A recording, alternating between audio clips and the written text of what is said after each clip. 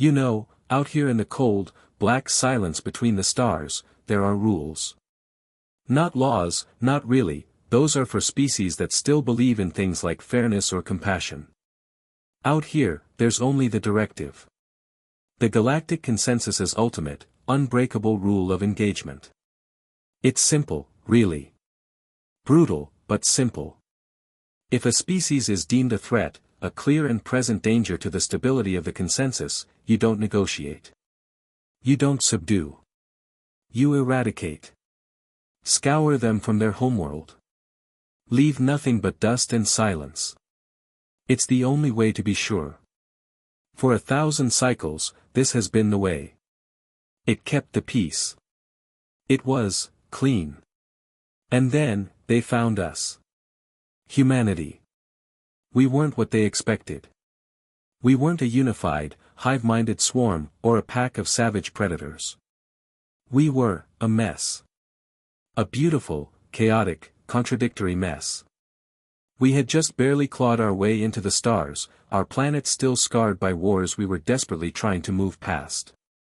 We offered a hand in friendship, and the consensus saw a fist. They judged us. They looked at our history, at the violence and the passion and the sheer, stubborn will to survive, and they stamped a single, terrifying word on our file, xenocidal. The verdict was passed. The sentence was death. The ship they sent was the judgment of Silent Claws. A Vorlon vessel. The Vorlon, they are the perfect instrument of the directive. Cold, logical, and utterly without mercy. They don't feel hatred. That would require too much emotion. They feel only the quiet, professional satisfaction of a job done correctly. To them, wiping out a species is just pest control on a galactic scale. I was there. A junior xenolinguist, pulled from my studies of dead languages to serve as a translator for our own extinction. My job was to stand on the bridge of the judgment and listen. To translate their final, mercifully brief declaration of war, and then just watch. The Vorlon commander. A being who moved with the fluid, silent grace of a predator, never looked at me as anything more than a tool. A temporary, soon-to-be obsolete piece of equipment. The day they moved to enact the sentence was the day we learned the true meaning of malicious compliance. See, the directive has a clause. A tiny, almost forgotten subparagraph, buried under millennia of legalistic jargon. It was written by some long-dead bureaucrat, probably to cover some obscure scenario nobody ever thought would happen. It stated that if a species, prior to its eradication, formally and unconditionally surrenders, placing itself entirely at the mercy of the consensus, the eradicating force is obligated to accept. They must stand down. They must take the surrendering species into custody, not destroy them. It was a joke. A loophole so ridiculous no one had ever used it. Who would surrender to a force that offered no terms, no life, no future? It was like a mouse begging a cat for mercy. It was pointless. But humanity, we have a strange relationship with pointless things. We see a brick wall, and instead of turning back, we spend generations figuring out how to build a ladder, or a rocket, or just how to bang our heads against it until it cracks. We saw that clause, that single, stupid, overlooked sentence, and we didn't see a loophole. We saw a weapon. So, just as the judgment of Silent Claws powered up its planet-killing primary beam, just as the targeting lasers painted our capital city, we did the one thing the Vorlon never expected. We surrendered. Not with a fight. Not with a defiant last stand. But with a single, simple, legally perfect transmission, broadcast on every frequency, in every known language of the consensus.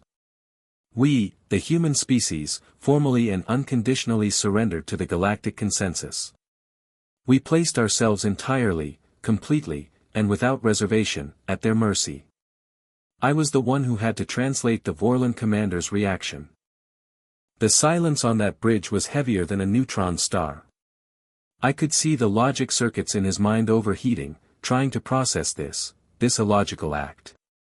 His orders were to eradicate. His programming was to destroy. But the directive, his sacred, unbreakable directive, now commanded him to stand down. To accept. To show mercy. The word tasted like ash in his mouth. He had no concept for it. Mercy was a flaw. A weakness. A glitch in the system. And we had just weaponized it. The beam was powered down. The invasion was put on hold. And just like that, we weren't a target anymore. We were a problem. A logistical nightmare. The consensus now had to figure out what to do with 7 billion prisoners of war. The entire Vorlon fleet, built for swift, decisive annihilation, was suddenly tasked with the mind-bogglingly complex job of processing, cataloging, and containing an entire planet. They set up orbital stations. Processing facilities. They started shuttling people up from the surface in massive, impersonal transports. They expected fear. They expected resistance. They were prepared for screams and violence. They were not prepared for our gratitude. That's the part that really seemed to break them. As the first shuttles docked, we didn't fight. We didn't curse them. We thanked them. We smiled. We offered them gifts. Small, meaningless things, a carved piece of wood, a drawing from a child, a story. We looked these cold, armored giants in their faceless helmets, and we said, "Thank you for your mercy." I saw a Vorlon warrior, a being who could tear a man in half with his bare hands, actually flinch when a little girl offered him a flower. He didn't understand. His commander was pacing the bridge, a low, frustrated growl constantly rumbling in his chest. This wasn't clean. This wasn't orderly. This was a mess. A human mess. And that's when the real mission began. Because humanity's surrender was never about giving up. It was about survival. It was a Trojan horse built not of wood, but of paperwork and a single, brilliant, devastatingly simple legal trick. We got ourselves inside their system. We made ourselves their problem. And now we're going to show them what mercy really means. It's not weakness. It's a solvent. It's an acid that eats away at certainty, at cold logic, at absolute authority. How do you maintain your perfect, emotionless society when you're surrounded by 7 billion beings who value a single, kind act more than all the power in the galaxy? How do you hold a species prisoner when they keep looking at their jailers not with hatred, but with pity? The Vorlon think they have us contained. They think they've won, that it's only a matter of time before we're processed and forgotten. But they're wrong. This isn't the end of our story. This is just the end of the first chapter. The door is open. We're inside. And the most dangerous weapon in the universe, a stubborn act of kindness in the face of absolute darkness, is already armed. The real judgment is just about to begin. The first cycle after the surrender was the strangest of my life. My role shifted from translator to, well, I'm not entirely sure what. Liaison. Interpreter of the incomprehensible. The Vorlon commander, who I'd learned was designated Commander Taril, kept me on the bridge. I think my presence, my very humanness, was a constant, frustrating puzzle to him. A reminder that the universe was no longer obeying his clean, predictable rules. He'd stare at the main viewport, at the swirling blues and whites of Earth below, and that low, guttural rumble was a near-constant sound on the bridge. They are not behaving as a conquered species should, he stated one day, not looking at me. It wasn't a question. It was an accusation against reality itself. What should they be doing, Commander? I asked, my voice carefully neutral. Resistance. Deception. Cowering in fear. The psychological profiles were clear. Your species' fight-or-flight response is legendary. This acquiescence, it is a tactic. I simply have not yet discerned its endgame. That was the heart of it. They were waiting for the other shoe to drop. They had scanners probing every inch of the planet, listening posts sifting through every transmission, searching for the hidden army, the secret weapon, the coded message that would signal our true, violent nature. They found nothing. Just, more of the same baffling calm. Down on the surface, the processing continued. They'd built these massive, sterile facilities, gleaming metal and harsh white light, designed for efficiency, not comfort. They expected chaos, so they built for control. And humanity, we broke them with compliance. We formed orderly lines that stretched for miles. We helped their robotic enforcers direct the crowds. When a Vorlon guard, stiff and intimidating in his powered armor, would bark an order, we'd say, "Yes, sir. Right away, sir." And we'd do it with a smile. We'd see one of them struggling with a piece of unfamiliar equipment, something as simple as a stuck door mechanism, and an engineer from Oslo or a mechanic from Jakarta would step out of line, not with defiance, but with a helpful, "Here, let me show you a trick." I watched the security feeds, my heart caught somewhere between a laugh and a sob. I saw a Vorlon warrior being offered a cup of water by an elderly woman. He just stood there, his weapon held tight, completely frozen. He had protocols for being attacked. He had drills for insurrection. He had no subroutine for hospitality.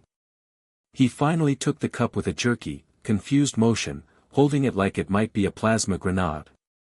The report started trickling up to the bridge. Morale among the Vorlon ground troops was declining. Not in the way you'd think. They weren't scared or angry. They were disoriented. Their reality was breaking. One trooper's log, which was flagged for psychological review, simply stated. The subject Unit 734 was offered a cookie by a small juvenile. The juvenile called the unit Mr. Shiny. The unit did not fire. The unit consumed the cookie. It was sweet. This is an anomalous event. Sweet. The word was like a virus. It had no place in their vocabulary. The real mystery, the one that started to keep Commander Taril awake during his rest cycles, was the children. The kids saw the Vorlon not as monsters, but as fascinating, giant, walking toys. They'd draw pictures of them. Not as terrifying killers, but as big, clumsy creatures, often with lopsided smiles. They'd gift them these drawings. And the Vorlon, bound by their own rigid code of accepting all surrendered property, had to take them. I was in the commander's ready room when he was presented with one. A little girl, maybe 6 years old, had drawn a picture of him. It was all sharp, angry lines, just like his armor, but she'd given him a large, bright yellow sun for a head. In wobbly script at the bottom, it read, "Thank you for not breaking our world." He stared at that drawing for a long, long time. His claws, which could shred titanium, were carefully retracted. He handled the flimsy piece of paper like it was ancient porcelain. "This is illogical," he finally said, his voice quieter than I'd ever heard it. "The juvenile possesses the cognitive capacity to understand we were moments from destroying her entire civilization. Yet, she expresses gratitude. Maybe it's not about logic, Commander," I ventured softly. "Maybe it's about something else." He turned his head, his large, multifaceted eyes finally focusing directly on me. "Explain." "Hope," I said, the word feeling dangerously fragile. "She's thanking you for the future you didn't take away." He made a sound that was almost a scoff, but it lacked conviction. "A future she now spends in a processing queue. There is no hope in that. Isn't there?" I asked, looking back at the viewport. "You came here to end us. And you didn't. From where she's standing, that's the first miracle she's ever seen. You were the bringer of the end, and you chose to be the bringer of something else. However reluctantly.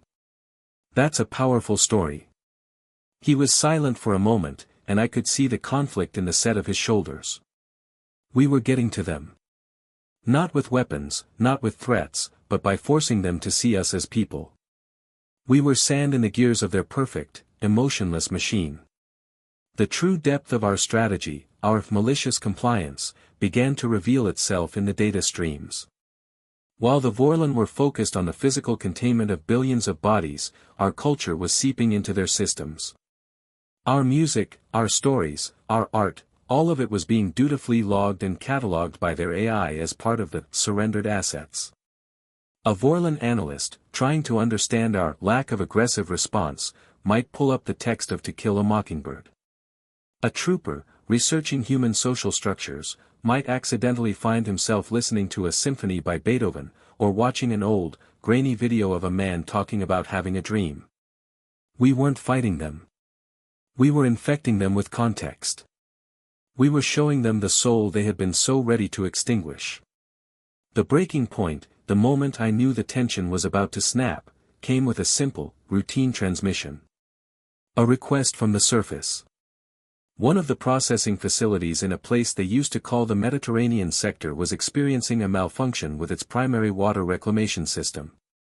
It was a complex piece of Vorlon engineering.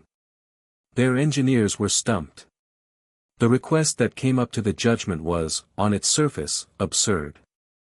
It was from a man, a former hydraulic engineer from Naples. He'd been observing the Vorlon engineers from his holding pen. His message was polite, perfectly compliant. It looks like the tertiary flow valve is jammed due to mineral calcification from our local water supply. He said, a faint, knowing smile on his face. Your systems aren't designed for it. It's a simple fix, if you know the trick. I can talk your team through it.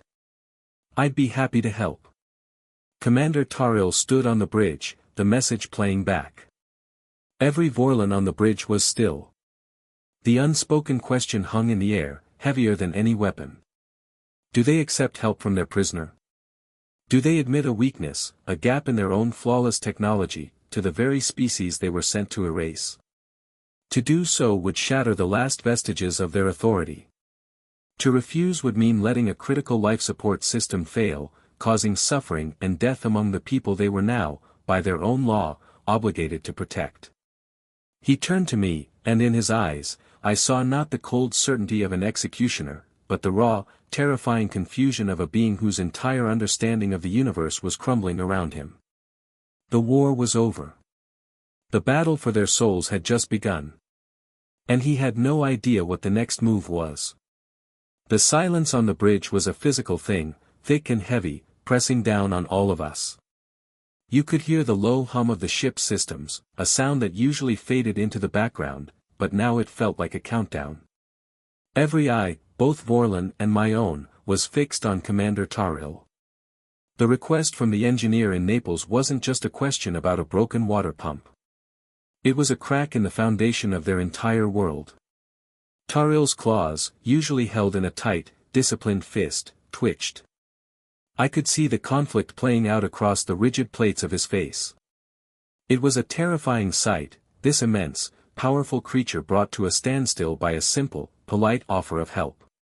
Deny it, and he was admitting his own systems were fallible, that his perfect occupation was causing suffering. Accept it, and he was acknowledging that humanity, this species he was meant to wipe out, had value. That we had something they lacked. He turned his head. His multifaceted eyes scanning the faces of his bridge crew. They were just as still, just as uncertain. The old certainties were gone. The directive was now a chain around their necks. Grant the human access, Tariel said, the words sounding like they were dragged from a deep, dark place. Under full guard. Monitor every word, every movement. A tension I didn't even know I was holding released from my shoulders. It was a small victory, but it felt enormous. It was the first time they had voluntarily let one of us into their inner workings. Down on the surface, the scene unfolded on the main viewer. The engineer, a man with kind eyes and graying hair, was escorted by two hulking Vorlon guards. He didn't look intimidated.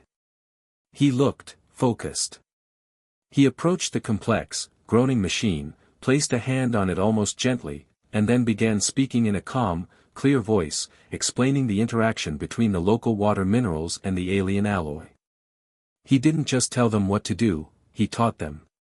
He showed them the trick, a simple bypass using a piece of flexible tubing from a human medkit they'd confiscated. In 10 minutes, the water was flowing again. The Vorlon engineers stood back, their postures a mix of awe and humiliation. The old engineer simply wiped his hands on his trousers, nodded to them, and said, "You'll want to install a pre-filter. I can draw you a design." When he was led away, he looked up directly at one of the security cameras, a faint, unreadable smile on his face. He knew we were watching. He knew the judgment was watching. That was the spark. The Naples incident, as it started being called in hushed tones among the Vorlon ranks, broke the dam. All across the planet, in 100 different ways, the same story began to repeat itself. Our surrender had been the lock. Our helpfulness was the key, and we were turning it. A team of human doctors, themselves prisoners, diagnosed a strange, wasting sickness that was affecting a Vorlon garrison. Their own medics had written it off as stress. The humans identified it as an allergic reaction to a common earth pollen and provided a simple antihistamine. A group of programmers, held in a facility in what was once Siberia, fixed a critical flaw in the Vorlon logistics network that had been causing food shipments to go astray for weeks. They didn't just patch it, they improved the entire algorithm, making it more efficient than it had ever been. We were fixing their problems. We were making their lives easier. And it was driving them mad with cognitive dissonance. The reports coming to Tariel were no longer about potential insurrections.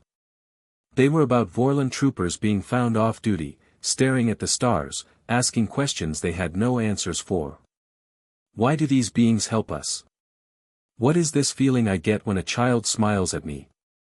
What is the purpose of our strength if it is met only with kindness?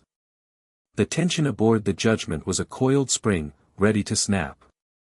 Tariel stopped sleeping altogether. He would pace the bridge, a caged tiger, his gaze constantly drifting back to Earth. He was starting to see it not as a target, but as a living, breathing entity, a world that was patiently, gently, taming its would-be executioners. The climax didn't arrive with a bang, but with a whisper. A high-priority, encrypted communication flashed on Tariel's command console. It was from the Galactic Consensus High Command. My blood ran cold. This was it. They had seen the reports. They had seen the degradation of their perfect weapon. They knew their eradication fleet was being psychologically dismantled by a species that refused to be monsters. Tariel opened the message. He read it in silence, his body going perfectly, terrifyingly still. The low rumble in his chest, his constant companion for weeks, ceased entirely. The silence that replaced it was infinitely worse. He turned slowly from the screen. His eyes, those cold, logical orbs, now held something new, something I had never seen in a Vorlon before. It wasn't anger. It wasn't confusion. It was dread. And a flicker of something else, something that looked horrifyingly like regret. He didn't speak to his crew. He didn't give an order. His gaze found me, standing in my usual spot near the viewport. He took a single, heavy step towards me, the sound echoing in the dead quiet of the bridge. The consensus has reached a verdict, he said, his voice hollow, stripped of all its former certainty. They have reviewed the anomalous data. The situation here. He paused, and in that pause, I felt the fate of every single human being on the planet hanging in the balance. All our cleverness, all our malicious compliance, all our stubborn acts of mercy, it all came down to this moment. Their judgment, Tariel continued, his eyes locked on mine, is that the human surrender is a strategic deception. A weapon of psychological warfare. They believe the Vorlon fleet has been compromised. Contaminated. My heart hammered against my ribs. This was what we feared. That they would see our humanity not as a reason to spare us, but as a more insidious form of threat. What does that mean? I asked, my voice barely a whisper. He took another step closer. I could see the fine seams in his facial plates, the faint glow of his internal systems. He was close enough to strike, to kill me where I stood. But he didn't. It means, he said, the words falling like stones, that the consensus has lost faith in our ability to fulfill the directive. They are not recalling us. They are replacing us. He turned and gestured to the main viewer. A new alert flashed across the screen. A fleet signature, emerging from warp at the edge of the solar system. It wasn't Vorlon. The ship designs were different. Sleeker, colder, utterly devoid of the small, subtle imperfections I'd come to recognize in the Vorlon vessels. The Kthar, Tariel stated, and for the first time, I heard a thread of genuine fear in his voice. They do not believe in surrender. They do not believe in prisoners. They do not believe in mercy. Their mandate is simple. They are the scorched earth. The final silence. He looked from the screen back to me, and the full, horrifying weight of his words settled over the bridge. We had spent weeks outsmarting the jailer, only to have the executioner arrive. We had won the battle against the Vorlon, and in doing so, we had summoned something infinitely worse. The real fight for our survival was just beginning, and we were utterly, terrifyingly unprepared. The air left my lungs. On the screen, the Kthar fleet was a swarm of angular, black shards against the starfield, moving with a silent, predatory grace that made the Vorlon armada look almost friendly. They didn't broadcast their presence. They simply were, a cold void approaching, a promise of absolute, final nothingness. The Kthar, Tariel repeated, the name a curse. They will not process. They will not contain. They will glass the planet from orbit and move on. They are the consensus's final answer to any irregularities. My mind was screaming, a frantic, useless static. We had been so clever. We had played the perfect game of unconventional warfare, using their own rules against them, turning mercy into a weapon. And we had won. We had broken the will of our executioners. And our prize was a far more efficient, far more terrible death. The irony was a physical pain in my chest. I looked at Tariel, at the stunned faces of his bridge crew. The Vorlon were warriors, but they had a code. This new enemy, they were something else. They were the end of the line. We have to stop them, I said, the words feeling absurdly small. Tariel let out a sharp, bitter sound. Stop them? There is no stopping the Kthar. Our orders are to stand down. To relinquish control of the sector. To let them clean up the mess. He said the last words with a venom that surprised me. He wasn't just afraid. He was insulted. We were his mess. His failure. The comms console lit up. A transmission, not from the Kthar, but from the surface. It was the old engineer from Naples, his face tight with a fear I'd never seen in any human during this entire ordeal. He'd clearly been monitoring the new arrivals. They're not answering hails, he said, his voice strained. Their energy signatures, they're priming planet-buster weapons. They're not even going to enter the atmosphere. They're just going to. He couldn't finish. On the main viewer, a cold, analytical voice, devoid of any emotion whatsoever, echoed through the bridge. It was the Kthar Vanguard. Vorlon Command Vessel Judgment of Silent Claws. You are relieved. Withdraw to a safe distance. The eradication protocol for species designation, human, is now under our authority. The directive will be fulfilled. It was over. All of it.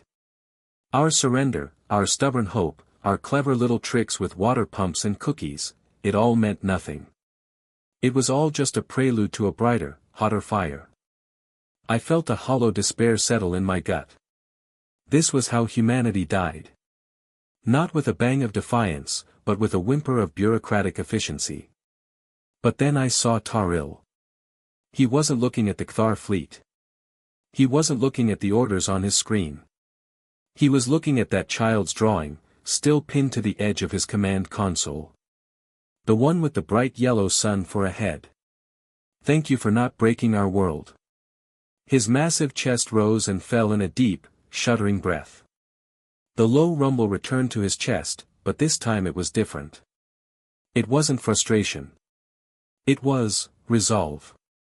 His claws snapped out, then retracted. He turned from the viewport and faced his crew. Every Vorlon on the bridge was looking at him, their postures rigid, waiting. The foundation of their lives. Their loyalty to the consensus was cracking under their feet. The Kthar, Tariel said, his voice cutting through the tense silence, believe that mercy is a contaminant. They believe that any force that shows it is compromised. Unfit. He paused, his gaze sweeping over his officers. They believe we are unfit. He took a step toward the center of the bridge, his presence suddenly filling the entire space. For 1,000 cycles, we have been the sharp, clean blade of the consensus. We followed the directive without question. Without feeling. He gestured toward the viewport, toward Earth. But these humans, they have shown us that a blade is a tool. It can be used for mindless destruction. Or. His eyes fell on me, and I felt a jolt of electricity pass through me. Or it can be used to carve a new path. A more difficult one. My heart was pounding. What was he saying?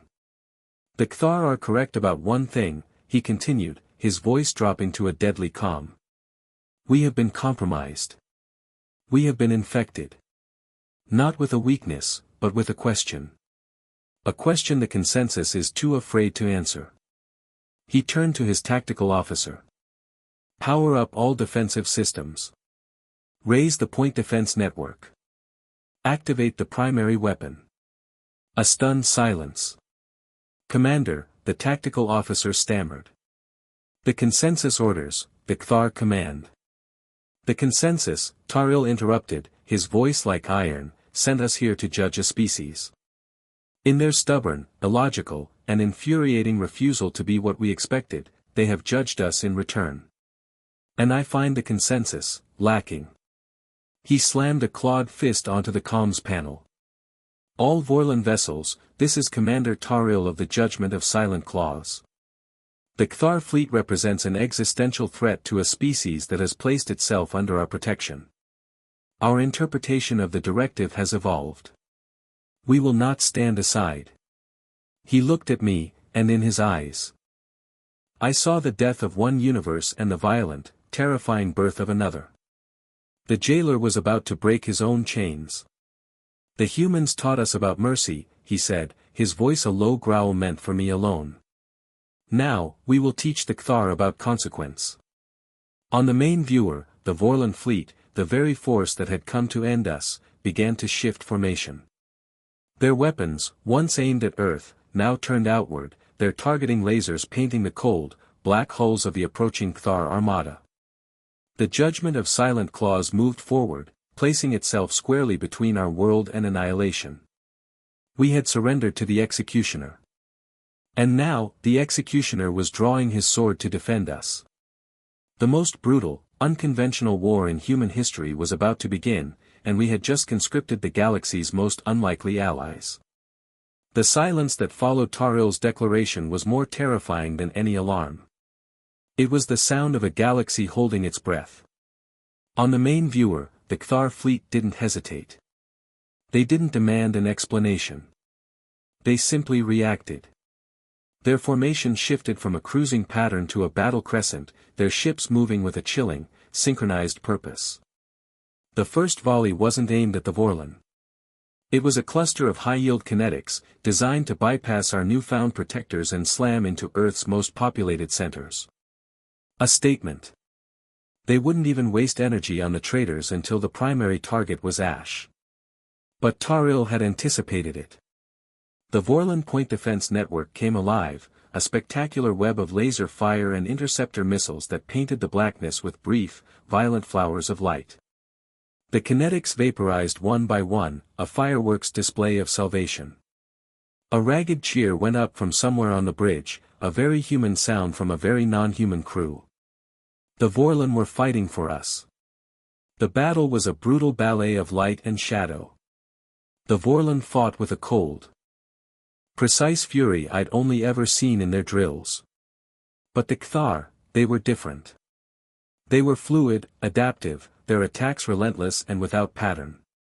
They didn't seem to care about losses. A Vorlon cruiser, the Claw of Resolution, took a direct hit to its engine core. Instead of pulling back, it spun its dying hull directly into the path of 3 Kthar fighters, taking them all down in a final, brilliant fireball. They are sacrificing themselves, I whispered, horrified.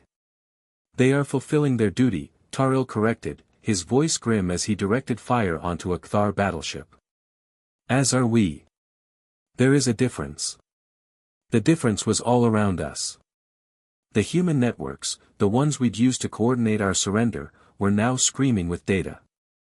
Our engineers, our strategists, everyone who had spent weeks studying the Vorlon, were now feeding everything they knew to them. Weak points in Kthar shielding we'd inferred from their scans. Predictive models of their attack patterns. It was no longer a Vorlon battle. It was a human Vorlon one. An alliance forged in the most desperate of circumstances. But it wasn't enough. The Kthar were too many, too powerful. The judgment shuddered violently as a plasma beam sheared off a whole section of our port side. Alarms blared. The air filled with the acrid smell of ozone and burnt metal. We were being pushed back, our defensive line crumbling. Tariel stood firm at the center of the chaos, a rock in a storm. But I could see the despair in the set of his shoulders. He had made his stand, and it was going to end in fire. For all of us. That's when the message came through. Not on a military channel, but on an old, public frequency. A child's voice, shaky but clear, filtered onto the bridge. It was the little girl, the one who had drawn the picture. Mr. Shiny, her voice echoed in the midst of the battle's roar. Please don't let them break our world. It was a whisper, a final, desperate plea. And it did something to Tariel I will never forget. The cold, logical commander vanished. In his place was something raw, something primal. He wasn't just a soldier following a new directive. He was a protector. He turned to his comms officer. Open a channel to the Kthar command ship. All frequencies. Commander, they will not listen. Do it. The channel opened. The noise of the battle filled the bridge. Tariel took a deep breath, and he spoke. But he didn't speak in the Vorlon battle tongue. He didn't use the cold, formal language of the consensus. He spoke in English. My language. His voice was rough, the accent strange and guttural, but the words were unmistakable. Kthar Fleet. This is Commander Tariel of the Judgment of Silent Claws. You are in violation of a standing order. This species, humanity, is under the protection of the Vorlon Ascendancy. You will stand down. The shock on the bridge was palpable. He had used the human tongue. The language of the contaminated. It was the ultimate act of defiance, a symbolic rejection of everything the consensus stood for. For a moment, nothing. Then, the Kthar response came, cold and dismissive. Vorlon vessel. You are delirious. You speak the language of the pestilence. You will be cleansed with them. The Kthar command ship, a monstrous vessel larger than a city, powered up its main weapon. A weapon that could crack a planet in half. This was it.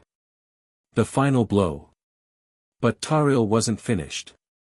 A grim, almost human smile touched the corner of his mouth. You are correct. We have been changed. We have learned. And we have learned that some weapons are not forged in fire. He gave a sharp, silent nod to his tactical officer. The Kthar command ship fired. A beam of pure, annihilating energy lanced toward the judgment. We didn't return fire. We didn't raise our shields. Instead, every Vorlon ship, and every human transmitter on the planet below, broadcast a single, unified signal directly into the path of that beam. It wasn't a weapon. It was a memory. It was the sound of a little girl laughing. It was the image of an old engineer fixing a water pump. It was the symphony of Beethoven, the words of 1,000 human stories, the picture of a Vorlon warrior holding a child's drawing. It was a tsunami of context, of emotion, of life, everything the Kthar existed to erase. The beam of energy hit our broadcasted signal. And it stopped. It didn't explode. It didn't deflect. It just dissolved. The pure, destructive energy seemed to waver, to stutter, like a corrupted file. For a breathtaking second, the Kthar command ship hung in space, its ultimate weapon neutralized not by a shield, but by a song. Then, the impossible happened. The massive ship, it powered down. Its weapons went dark. Its engines died. It wasn't destroyed.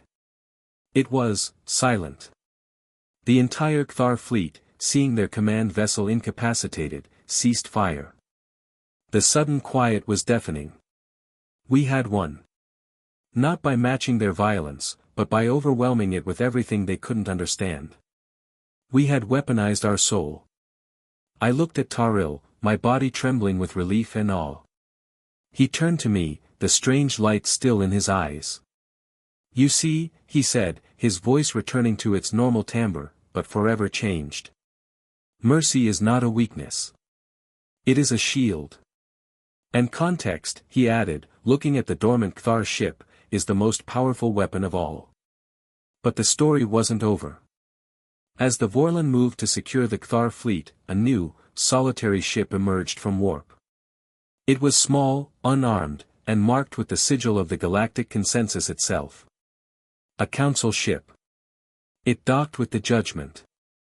The emissary who walked onto our battered bridge was not a warrior, but a slender, ancient being whose eyes held the weight of millennia. It looked at Taril, at me, at the human data still streaming on our screens. "The consensus has witnessed," it said, its voice a soft whisper that carried through the entire bridge. "We have seen a force of eradication defeated not by a greater force, but by a greater truth. The directive is ended." The words should have felt like a victory. And they did. But as the emissary turned its gaze to me, I saw something else in its ancient eyes. Not just acceptance, but a deep, unsettling hunger. "The galaxy has been stagnant," it said. "Orderly. Predictable. And dying a slow death. We came to erase a pestilence. Instead, we have found a catalyst." It took a step toward me, its expression one of profound, terrifying curiosity. "Your species does not just survive. It infects everything it touches with chaos, with creativity, with change. You have given the Vorlon a soul. You have defeated the undefeatable with a story. The consensus does not wish to destroy you anymore." It paused, letting the weight of its next word settle in the silence. "We wish to study you. To understand this humanity. You are not a threat to be eliminated. You are a mystery to be unraveled. And the universe has never seen a mystery like you. We were free. We were safe." But as I looked from the ancient emissary to Taril, the Vorlon who had become our brother, I understood. Our fight for survival was over. A new, far more unpredictable journey was just beginning. We were no longer prisoners. We were specimens. We were teachers. We were the most dangerous and beautiful thing in the cosmos, a question that the entire universe now wanted to answer. The silence after the emissary's words was different this time. It wasn't the tense quiet before a storm, or the hollow shock of despair. This was a deep, profound stillness, the kind that settles after a long and terrible war finally ends. We had won. But the word "won" felt too small, too simple for what had just happened. We hadn't defeated the consensus, we had confused it into a standstill. We hadn't destroyed our enemies, we had given them a crisis of conscience.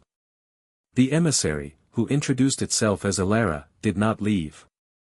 It took up residence on the Judgment, which was now a permanent, orbiting monument to the day the galaxy changed its mind. The Vorlon fleet, once the symbol of our doom, became our shield. Their ships, scarred and battered from the battle with the Kthar, now floated beside Earth like a necklace of guardian moons.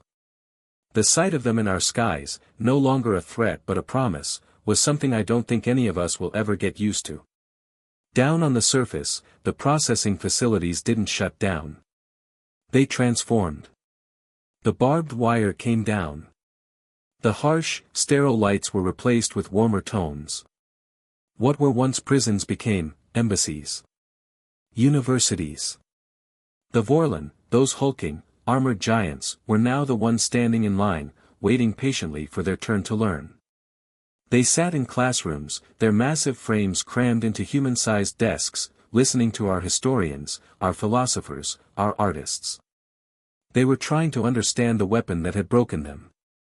It was the ultimate act of unconventional warfare.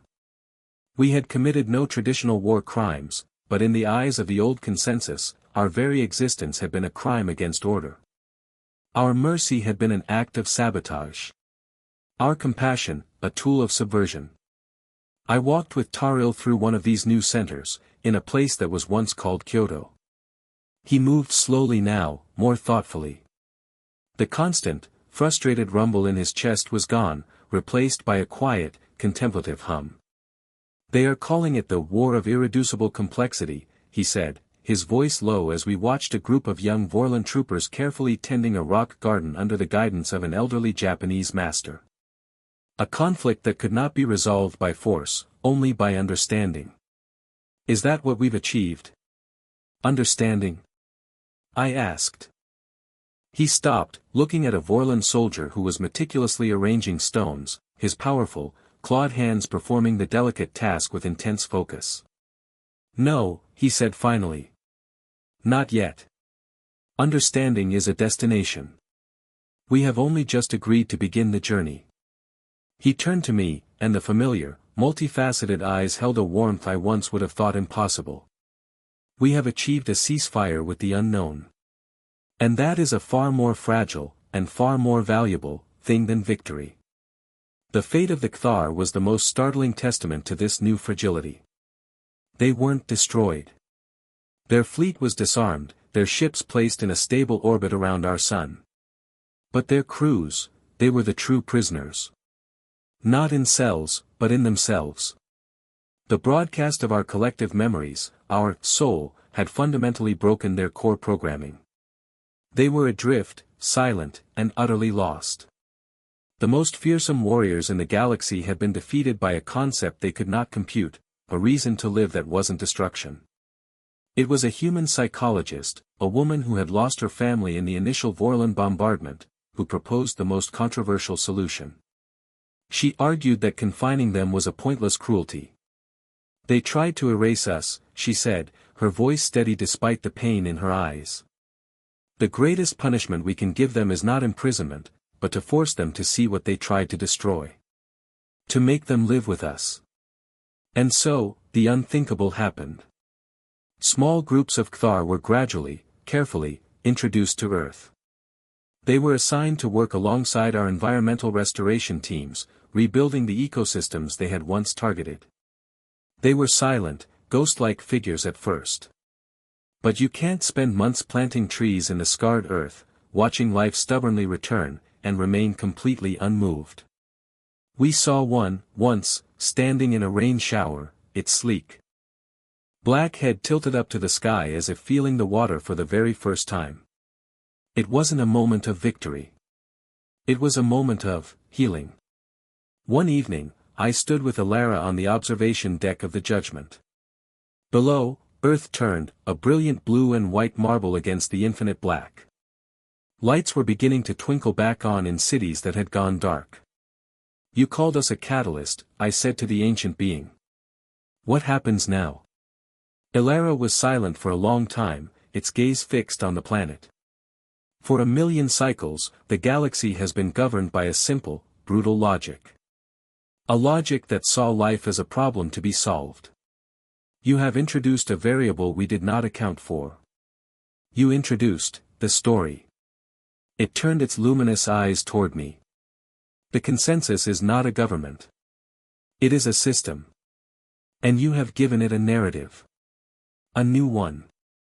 The story of the predator who learned to garden. The story of the executioner who laid down his sword to protect. The story of the weapon that was defeated by a song. These are not endings. They are seeds.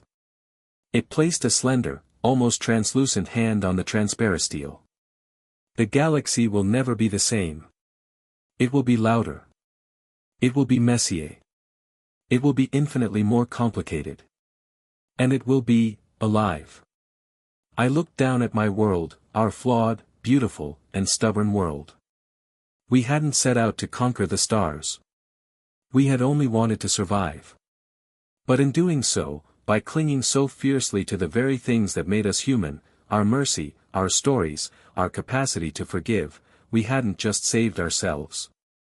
We had, in our own chaotic and imperfect way, saved the soul of the galaxy itself. The war was over. The conversation had just begun. You know, that's the thing about humanity. We're messy, we're complicated, and we just can't help but tell our stories. And this story? It's just one of them. There's a whole universe of tales out there about the strange, wonderful, and terrifying ways we crash into the cosmos. If you want to be there for the next one, to see what other trouble we can get into, what other rules we can bend, or what other gods we can confuse, then do me a favor. Hit that subscribe button and ring the bell. It's the best way to make sure you don't miss a thing. And down in the comments, I have to ask. What would you have done? Would you have surrendered? Or do you think there's another way we could have fought back? Let me know your thoughts. Thanks for watching. Until next time.